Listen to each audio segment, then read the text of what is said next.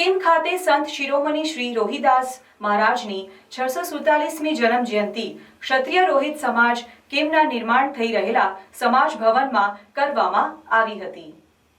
Kim ખાતે સંત શિરોમણી શ્રી રોહિદાસ મહારાજની 647મી જન્મ જયંતિ ક્ષત્રિય રોહિત સમાજ કિમના નિર્માણ થઈ રહેલા સમાજ ભવનમાં કરવામાં આવી હતી।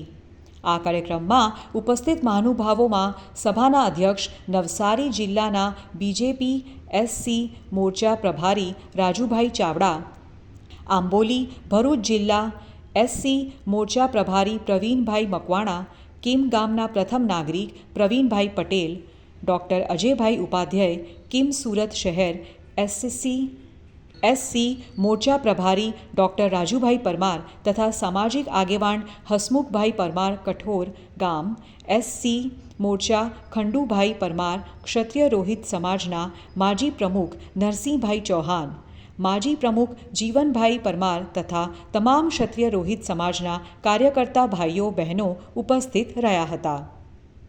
કાર્યક્રમની રૂપરેખા સતીશભાઈ પરમાર દ્વારા આપવામાં આવી હતી।